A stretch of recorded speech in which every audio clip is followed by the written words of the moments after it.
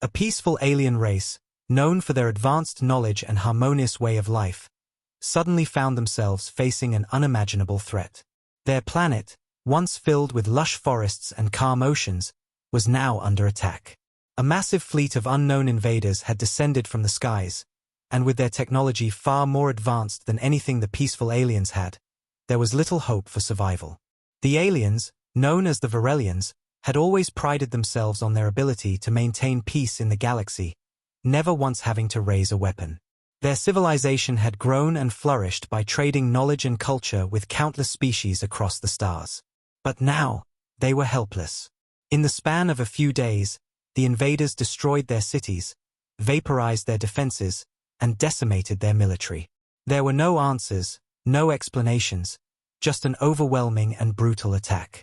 The Varelians' once beautiful cities lay in ruins, their peaceful homes and gardens turned to ashes. Their fields, once bursting with life, were now barren, scorched by the weapons of the enemy. There was no room left for hope, and they feared that the entire race would soon cease to exist. The Varelian Council, made up of the wisest elders of their people, convened in secrecy. They realized that this would be their final chance to save their world, or at least to ensure the survival of their people. The leaders gathered around a massive crystal table, the only one left intact after the destruction, their faces grim with the weight of the decision they had to make. Their once proud planet was on the brink of extinction. They had tried every possible avenue of defense, but the invaders were unstoppable. After hours of tense discussion, a decision was reached. The Varelian people would send out a desperate SOS to anyone who might hear it. They had no other choice. They couldn't fight back on their own. They needed help. The message, crafted with urgency and fear, would be broadcast across the stars. "Help us, we have nowhere else to turn," it said. "Our people are dying, our planet is falling. We need aid. We need a savior." As the message was sent, a heavy silence filled the council chamber. The fate of their world rested on whether anyone, anywhere, would answer their call. The Varelians had never expected to be in this position. They had always believed that their peaceful ways would keep them safe, that they would never need to ask for help. But now, with their backs against the wall, they had no choice but to reach out to the unknown. The hours ticked by slowly. The invaders were closing in on the capital city, and the Varelian people were bracing for the worst.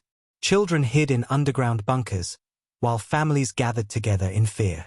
The alien skies, once filled with the sounds of gentle winds and birdsong, were now drowned out by the thundering roar of enemy ships. The calm serenity of the planet had been replaced by chaos and destruction. As the day turned to night, and then to another day, the tension continued to build. There was still no response. The Varelians' SOS echoed through the void, unanswered. Desperation began to set in, and many feared it was already too late. But even as the enemy forces closed in, the hope that their message might be heard kept the last flicker of determination alive. The Varelians knew that their chances of survival were slim, but they had to believe that someone, somewhere, would hear their plea. The galaxy was vast, and there were countless civilizations scattered throughout it. Surely, someone would respond. Surely, there were beings out there who still valued life, who would come to their aid. They couldn't give up hope. Days turned into weeks, and the Varelians continued to wait. They held on to their fragile hope, even as their planet crumbled around them. The invaders advanced, and their attacks became more frequent and more devastating. The Varelian military, what little was left, was no match for the invaders. Their weapons were powerless against the enemy's overwhelming force. The Varelians' last defense was their spirit, their determination to survive. And then, just as it seemed like all hope was lost, a signal appeared. It was faint at first, barely detectable among the noise of the ongoing attacks. The Council's communication systems lit up with life, and a single message was received. The words were simple, but they carried the weight of salvation. "We heard your call. Help is on the way." The Council could hardly believe it. For the first time in weeks, a glimmer of hope shone through the darkness. Who had heard their plea? Who was coming to help them? The Varelians had no way of knowing, but they held on to that hope with all their might. It was the first good news they had received in a long time, and it was enough to reignite their will to survive. But even as they celebrated the small victory of a response, a new question arose. Who were these beings that had responded? The Varelians had no idea, but the fact that help was on the way was enough to make them believe that maybe, just maybe, they would have a future after all. As the days passed, the Varelians awaited the arrival of their unknown saviors. The enemy forces continued to press on, but the hope that someone was coming kept the Varelians going. Little did they know, the help that was on the way was not what they expected. The beings who had heard their SOS were not just any civilization, they were the Deathworlders. The Varelians had heard stories of these fierce, battle-hardened beings, known for their ruthless survival instincts. They had never expected such beings to come to their aid, but now, they had no choice but to trust in them. The Deathworlders, with their reputation for brutal efficiency in battle, were their last hope. They didn't know if they would be saviors or conquerors, but they had to hold on to the hope that they were the key to saving their people. As the sky darkened and the last remnants of hope seemed to be fading, the Varelians kept their eyes fixed on the stars, waiting for the arrival of their mysterious saviors. The galaxy was vast, and it had delivered a promise. But would that promise be enough to save them? Only time would tell. The Varelians were on edge as they waited for their unknown saviors to arrive. The days stretched on, each one filled with mounting anxiety. The sky, once a symbol of peace and serenity, was now a constant reminder of their desperation. Enemy ships circled their planet like vultures, waiting for the final moment to strike. The Varelians had done everything they could to prepare for the inevitable, but their hope was now pinned on the promise that help was on the way. At the heart of their capital city, the council members gathered again, staring at the faint signal on their communication screens. It was the only thing that kept their spirits alive.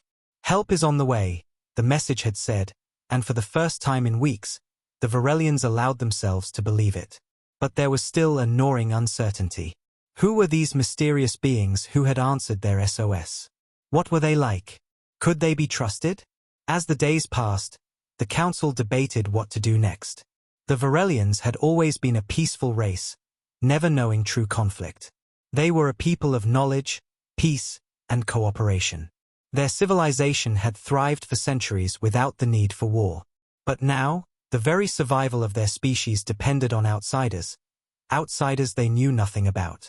The fear was palpable. While the council deliberated, the enemy continued its relentless assault. The invaders' ships fired at will, causing widespread destruction. No place was safe. The sound of distant explosions and the sight of billowing smoke became part of everyday life for the Varelians. And yet, amidst the chaos, there was still a flicker of hope that this unknown ally would arrive and change everything. Then, one fateful morning, the skies above the capital city began to change. The air crackled with a strange energy, and the ground trembled as a massive shadow fell across the horizon. The first sign of the Deathworlders had come. A fleet of ships, unlike anything the Varelians had ever seen, appeared in the sky. Their massive, black hulls gleamed in the sunlight, their sleek designs intimidating and awe-inspiring. The ships did not hover in a peaceful manner. They moved with purpose, cutting through the sky like predators searching for prey. The Varelians stood in stunned silence, unsure of what to make of this sudden arrival. The ships descended slowly, their movements precise, as if they had done this 1,000 times before. Their sheer size and power were overwhelming, and the very air seemed to hum with an energy the Varelians had never felt. These were not just any ships. They were warships, built for one thing only, battle. Inside the council chamber, the elders exchanged nervous glances. "Is this them?" one of the council members asked, his voice barely a whisper. "Are these the ones who answered our call?" "There's no doubt," another responded. "But what does this mean for us? What will they do once they land?" The questions hung in the air like a dark cloud. The Varelians had hoped for peace, but these beings, these Deathworlders, came with a different kind of promise, a promise of survival at any cost.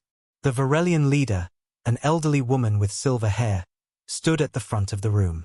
She had been the one to send the message, and now it was her responsibility to face the unknown. "We must trust them," she said, her voice firm despite the uncertainty in her heart. They are our only hope. We have no choice but to welcome them. And so, with that, the Varelians prepared to meet their unknown saviors. As the Deathworlders' ships touched down on the scorched surface of their planet, the tension in the air was nearly unbearable. The Varelian people gathered in the streets, watching in awe and fear as the strange ships began to deploy their forces. The first figures to emerge from the ships were unlike any the Varelians had ever seen. They were tall, their bodies muscular and imposing, their movements precise and calculated. Clad in dark, battle-worn armor, they exuded an aura of power and danger. The aliens had heard stories of the Deathworlders. Their reputation was well known across the galaxy. These were beings who survived where others couldn't. They were brutal, relentless, and feared by all. The Varelians couldn't help but wonder, could these beings truly help them, or were they here to take advantage of their vulnerable position? The thought sent a ripple of unease through the crowd. But the leader of the Deathworlders, a man with cold, calculating eyes and a commanding presence, stepped forward, his voice booming as he addressed the crowd. "We are here to save you," he said. "But understand this, nothing comes without a price. Your survival is our price to collect." The Varelians listened in stunned silence. This was not the peaceful salvation they had hoped for, but it was salvation nonetheless. The price was unclear, but it was a price they were willing to pay if it meant saving their people from total annihilation.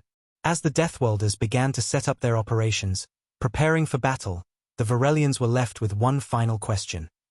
Were these ruthless, battle-hardened beings truly their saviors, or were they just another predator in the galaxy, waiting for the right moment to strike?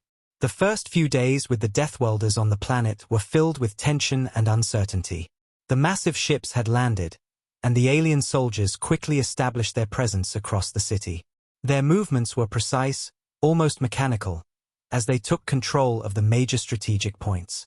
The Varelians had never seen such efficiency, never witnessed a force that moved so quickly, so decisively. Their world, once a symbol of peace and quiet, was now surrounded by these brutal warriors who had a single mission: survival at any cost. The Varelian Council tried to maintain their authority, but the presence of the Deathworlders was undeniable. Everywhere they went, the humans, though they didn't appear to be human in the way the Varelians understood, controlled the situation. They set up defenses, reinforced the city's walls, and began training the Varelian civilians how to fight. It was a stark contrast to the Varelians' peaceful ways, and the mere thought of wielding weapons made many of them uneasy. In the council chambers, leaders discussed the new reality they faced. The elderly leader, once revered for her wisdom, stood at the head of the room. Her face was drawn with worry, but she had a deep understanding of the situation. This was no time for fear. The Varelians had asked for help, and now they had to accept whatever came with it. "We cannot deny what we see," the leader said, her voice steady, though tinged with a hint of doubt. "They are saving us, but it is not out of kindness. We must be prepared for the consequences. These beings, they are not like us." One of the council members, a younger male who had always been an advocate for peace, spoke up. "But can we trust them? They've given us no reason to believe their intentions are anything but self-serving. We must ask, what do they want from us?" The council fell into an uneasy silence. There were many unknowns, and the fact that the Deathworlders had made it clear that survival came with a price only added to their anxiety. The young council member continued, "Perhaps we need to find out more about them. Who are these people? What do they expect from us?" The leader nodded thoughtfully. "We will learn as much as we can. But until then, we must cooperate. Our people are relying on us, and we cannot afford to falter now." Meanwhile, across the city, the Varelian citizens struggled to adapt to this new reality. Children, who had once run through the streets playing, were now taught how to fight and protect themselves. They were trained by the Deathworlders, who moved among them with a sense of purpose that sent a chill down their spines. The soldiers did not offer warmth or reassurance. They simply taught what needed to be done to survive. The children, who had grown up in a world of peace, now held weapons in their hands, learning the cold, hard facts of survival. Among them was one young Varelian, a girl named Lyra. She was terrified but determined to protect her family. As she stood in the courtyard, clutching a strange weapon that felt unnatural in her hands, she looked around at the other children, wondering how they could all be expected to change so quickly. The Deathworlders stood on the perimeter, watching, their eyes cold and calculating, as though waiting for something to happen. Lyra's training sessions were brief but intense. The Deathworlders, though silent, had a way of making their expectations clear. They weren't here to teach kindness. They were here to make sure that when the time came, the Varelians could defend themselves.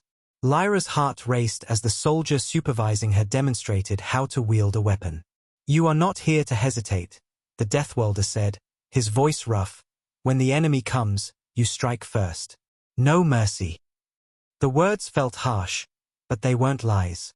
The Varelians had to understand that their world was no longer safe. The brutal reality of their situation sank in with each passing hour. Meanwhile, the Varelian leader called for a meeting with the commander of the Deathworlders, a man named Ruck. He was tall, with a scar running down his left cheek, a mark of someone who had survived countless battles. He was a seasoned warrior, and his reputation alone made the Varelians uneasy. But if they were to survive, they had to speak to him, face the harsh truth of their situation. Ruck sat across from the leader, his eyes intense, unwavering. "You need to understand something," he said, his voice cold and direct. "You are not our equals. You asked for help, and we gave it. But don't think for a second that this is a partnership. We are here because it's in our interest to help you survive. Don't mistake that for friendship." The leader's expression remained unchanged, though her mind was racing. She had known that this wasn't going to be a fairy tale rescue. She had hoped for the best, but now the reality was clear. The Varelians were not receiving charity. They were being controlled by these powerful beings. "I understand," she said, choosing her words carefully. "But what do you want in return? What is the price?" Ruck leaned back in his chair, considering her question for a moment. "Survival is the price. If you survive, we gain a foothold in this region of the galaxy. Don't expect us to leave when the fighting's over. Our interests align for now, but that doesn't mean we're here out of goodwill. You'll owe us." The leader remained silent, her mind working through the implications of his words. The Varelians had never thought in terms of debts, alliances, or survival at any cost. They had lived in peace for so long that the very concept of survival as a transaction felt foreign. But as the days passed and the situation grew more dire, the Varelians began to realize that this was the only way forward. The Deathworlders had the strength they lacked, and though their methods were harsh, they were the only ones who could help. The Varelians had no choice but to accept their new reality, no matter how uncomfortable it felt. The city, once calm and peaceful, had transformed into a military stronghold. The Deathworlders had made their presence known, and there was no going back. The Varelians had to adapt, or they would be wiped out. As Ruck's words echoed in the leader's mind, she knew that survival came with a price, but at least they would survive. And that, for now, was all that mattered. The days following Ruck's conversation with the Varelian leader were filled with a sense of urgency. The Deathworlders had established their dominance, setting up makeshift military bases and fortifying the remaining strongholds across the planet. The Varelian resistance had been minimal at best, their once peaceful ways making it nearly impossible to mount any serious defense. The city, which had once been alive with peaceful activity, now buzzed with the sounds of soldiers training, weapons being forged, and tense murmurs of unease among the people. Ruck, the leader of the Deathworlders, moved swiftly and decisively. He had no time for pleasantries or formalities. The enemy was still out there, and every day wasted could mean the end of the Varelians. The Varelians were being pushed to their limits, forced into brutal, unforgiving training. Every adult in the city was now being taught combat tactics, weapons use, and survival skills. The peaceful people, who had never imagined they would raise a weapon in their lives, now found themselves learning how to hold a rifle and fight to the death. Lyra, the young girl who had been terrified of holding a weapon, had transformed in the span of days. She was no longer the child who once played in the fields. She was now a young soldier, hardened by the reality of the situation. Her fear had not disappeared, but it had been replaced by something else, determination. As she stood in the courtyard, practicing with the Deathworlder instructors, her grip on the weapon tightened. The fear was still there, lurking in the back of her mind, but there was something else too. A growing need to protect her family and her people. The Varelians, once peaceful and calm, had become soldiers in their own right. Each day, they pushed themselves harder, absorbing the brutal lessons the Deathworlders had to offer. The people were afraid, but they understood the necessity. They knew that if they didn't fight, they would cease to exist. Their peaceful ways were no longer enough to keep them safe. They had to change, or they would be wiped out. While Lyra trained in the courtyard, her mother, who had once been an influential member of the council, sat in the council chamber, grappling with the truth of their situation. The weight of their dependence on the Deathworlders was suffocating. She had spent her entire life working for peace, fostering alliances with other races, and promoting harmony across the stars. Now, she was faced with an uncomfortable reality. The Deathworlders weren't here for peace. They were here for survival, and they saw the Varelians as nothing more than a stepping stone to achieve their own goals. Her mind raced as she sat at the council table, surrounded by other leaders who were equally troubled. What did the Deathworlders want in return for their help? Ruck had made it clear that survival came at a price, but what did that really mean for the future of the Varelians? Would they always be indebted to these ruthless warriors, or would there come a time when they could stand on their own again? The council members exchanged uneasy glances. The idea of becoming a pawn in someone else's war was terrifying, but it was the only way they could ensure the survival of their species. How long can we keep this up? One of the council members asked, his voice laced with exhaustion. How long can we keep accepting their demands without knowing what the ultimate cost will be? The leader of the council, the elderly woman who had first sent the SOS, sighed heavily. We have no choice but to keep moving forward. We asked for help, and now we must accept it, no matter how difficult it may be. Our world is dying, and these Deathworlders are the only ones who can save us. We must trust them. Her words hung in the air, heavy and final. There was no turning back. The Varelians had made their decision, and now they had to live with it. Meanwhile, Ruck and his soldiers continued to push the Varelians to their breaking point. The training was grueling, and the Deathworlders showed no mercy. Every day, the Varelians were forced to face their fears and weaknesses.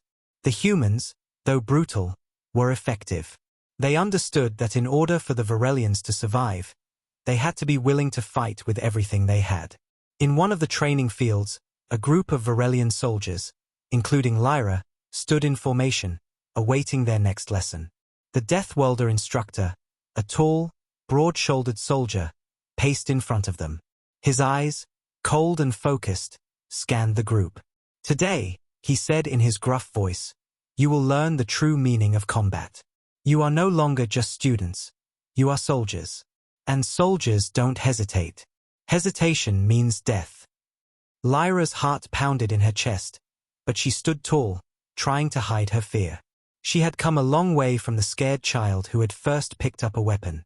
She knew that hesitation could kill her, her family, her planet. The instructor barked an order, and the training began. The soldiers were put through a series of intense drills, each one more challenging than the last. They fought, struggled, and endured the punishment of their instructors.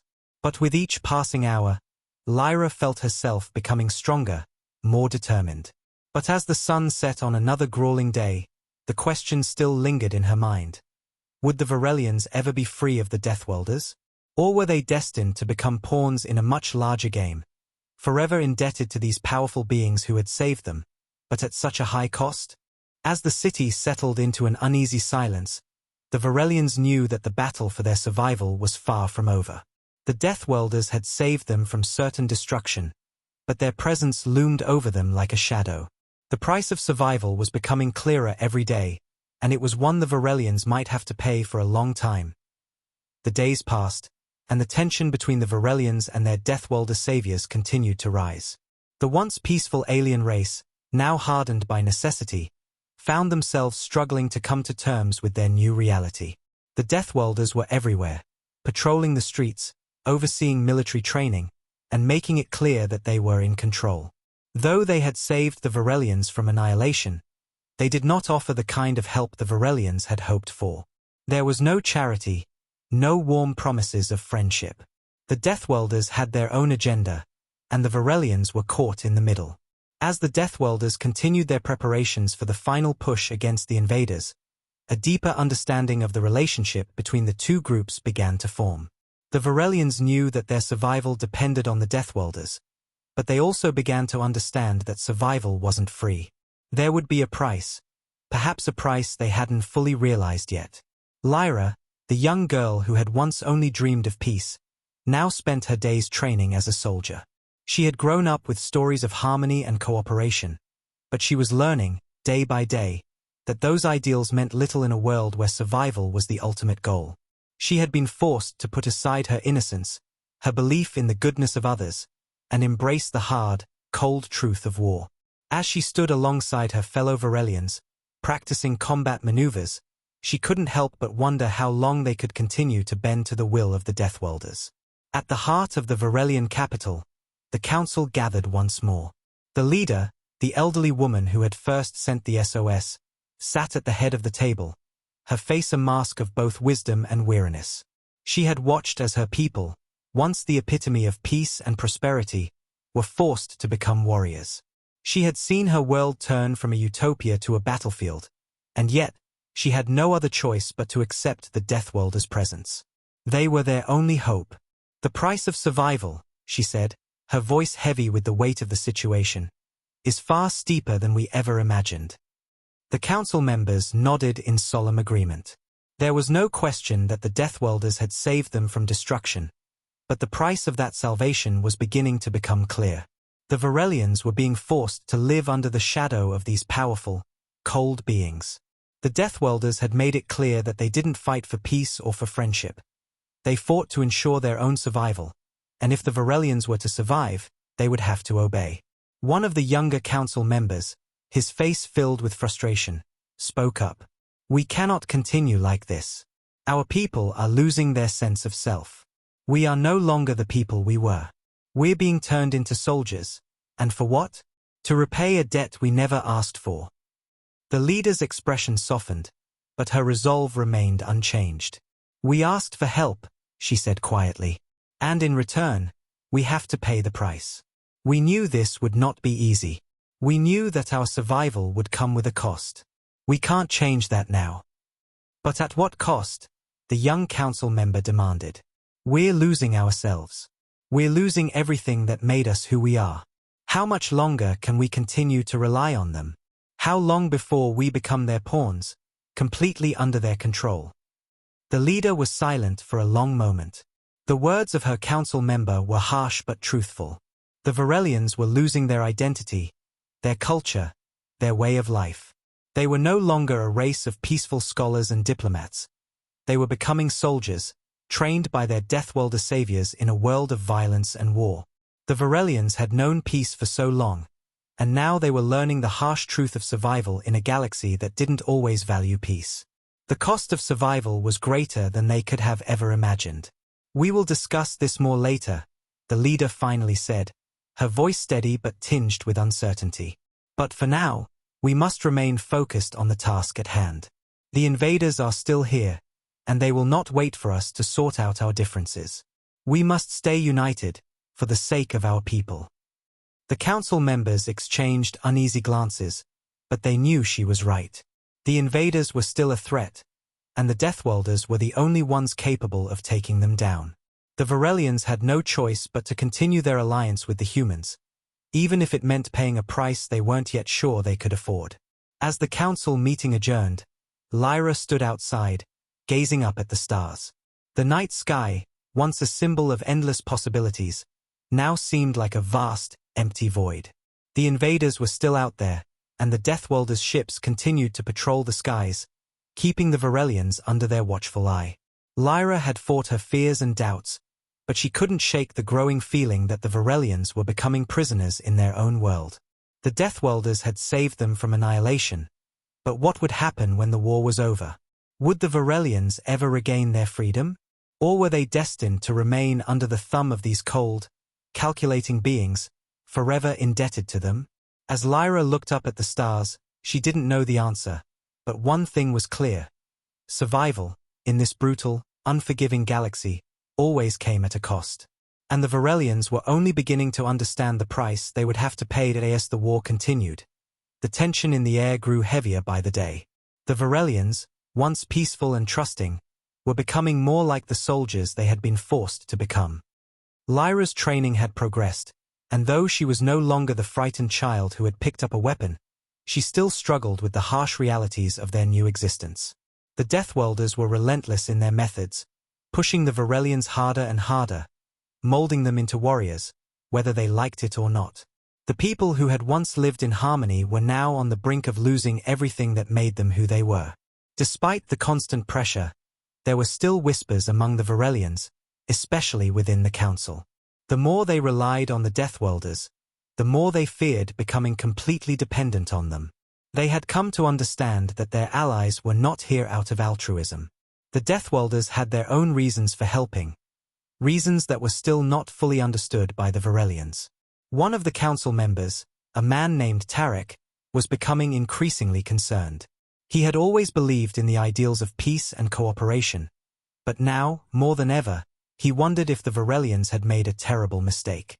The Deathworlders had been instrumental in their survival, yes, but there was a creeping fear that their alliance would soon become an unbreakable chain, binding the Varelians to these merciless beings. "We cannot continue like this," Tarek said during a private meeting with the council. His voice was low, barely above a whisper, but the urgency in his words was undeniable. "We cannot keep living in their shadow, depending on them for everything. What happens when the war is over? Will we ever be able to stand on our own again? Will we be forced to serve them for the rest of our lives?" The leader of the council, the elderly woman who had first sent the SOS, looked at him with a mixture of sorrow and understanding. "I fear that we are too far gone," she said softly. "Our world is changing, Tarek. There is no going back. We are at the mercy of these Deathworlders, whether we like it or not. They have saved us, but they will not leave us easily. Survival came with a price, and that price may be more than we can bear." Tarek clenched his fists, the frustration evident in his eyes. "But at what cost, leader? At what cost? We have lost our identity, our way of life, our very souls. We are becoming what we never wanted to be. Warriors, killers, slaves to our saviors. And what happens when the Deathworlders have taken what they want? What happens when they leave us behind, like the countless other races they've conquered before us?" The leader's expression hardened. "That is a risk we must take. We have no choice but to trust them, for now. But we must not forget who we are. The day may come when we must fight for our freedom, even if it means standing against those who saved us." Tarek nodded slowly, though his heart was heavy. He had once believed in the ideals of peace, but now it felt like a distant memory. The Varelians had been brought to the edge of survival, and they had made a deal with the devil to ensure it. Would they ever be able to return to their peaceful ways? Or would they be trapped in a cycle of dependence, forever under the rule of the Deathworlders? As the council meeting ended, the Varelians returned to their daily lives, but the unease remained. In the streets, people whispered about the future, unsure of what it would hold. The Deathworlders had taught them how to fight, how to defend themselves, but the price was steep. The more the Varelians relied on their allies, the more they feared that they were losing their soul. Lyra, now a more seasoned fighter, understood the conflict within her people. She had seen it in the eyes of the older Varelians, the ones who had known a time before war. The war had taken so much from them already: peace, freedom, innocence. She had been forced to grow up faster than she ever should have. But even as she trained, even as she fought alongside the Deathworlders, a question lingered in her mind. What would they do when the war was over? Would they be free? Or would they be bound to the Deathworlders forever? One evening, as Lyra sat alone in a quiet corner of the training grounds, she watched the Deathworlders preparing for their next offensive. They moved with precision, a well-oiled machine, their faces set in expressions of grim determination. They were warriors through and through, and Lyra couldn't help but feel a growing sense of fear. They had saved the Varelians from certain destruction, but at what cost? Suddenly, a voice interrupted her thoughts. It was Ruck, the leader of the Deathworlders, his sharp gaze falling on her. "You're thinking about the future, aren't you?" he said, his voice low but filled with an unsettling certainty. Lyra stood up, her heart racing. "What happens when the war is over?" she asked, her voice barely a whisper. Ruck's eyes narrowed, as if he had been waiting for this question. "You will survive," he said flatly. "And that's all that matters. What happens after doesn't concern me. You'll fight, you'll survive, and when it's over, we will go on. Whether you like it or not." Lyra's heart sank. There it was again, the harsh truth of their situation.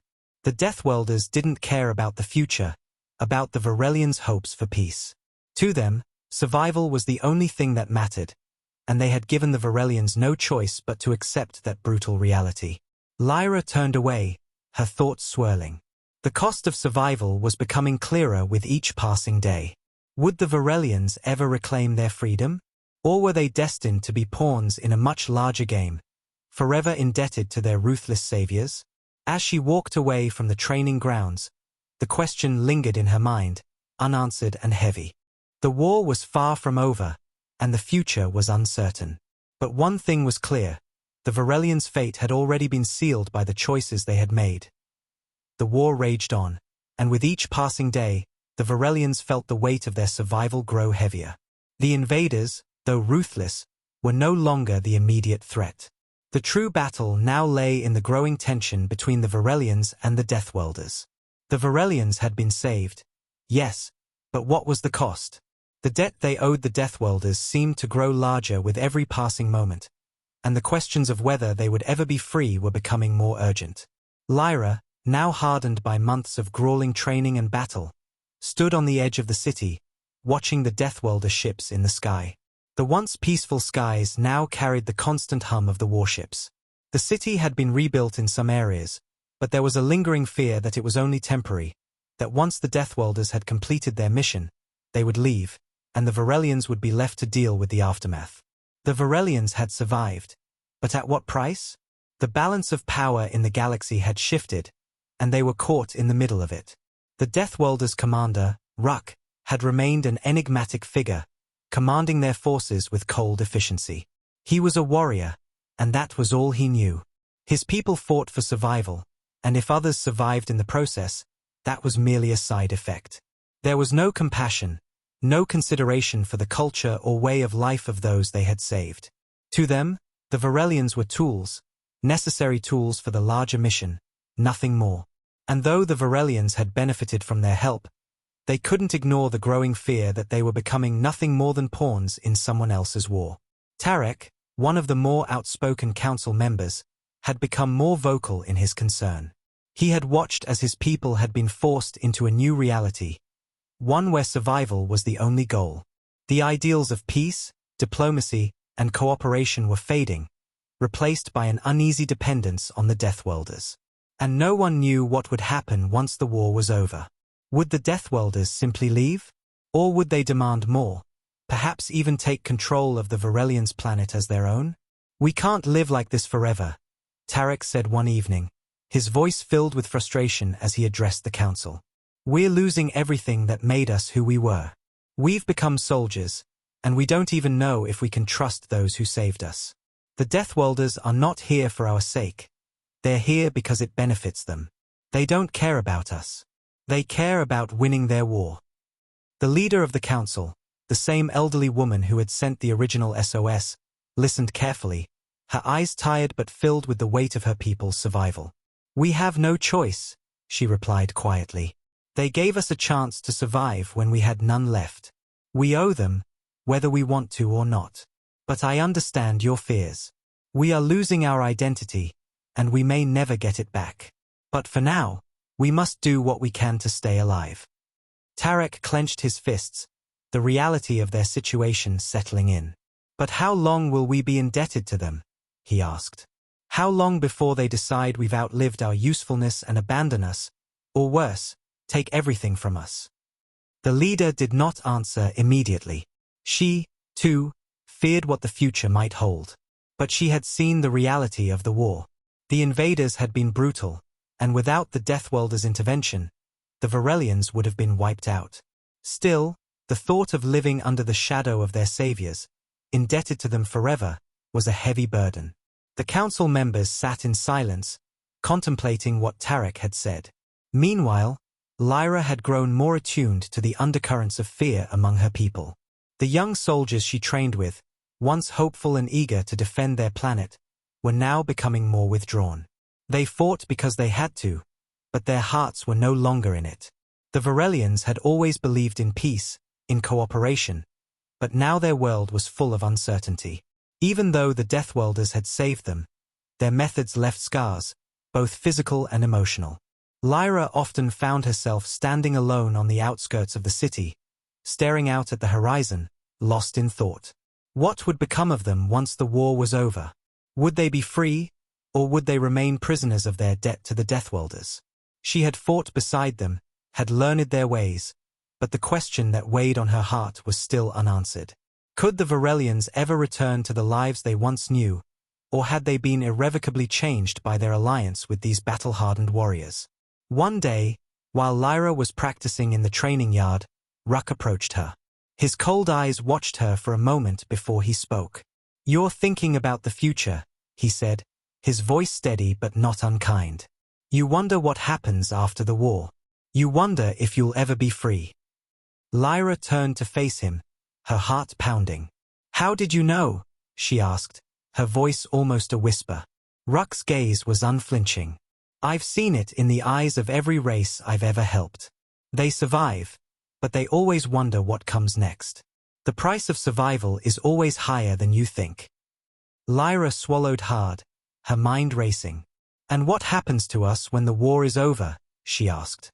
"Will you leave us behind? Will you take what's ours and leave us to pick up the pieces?" Ruck's expression remained unchanged.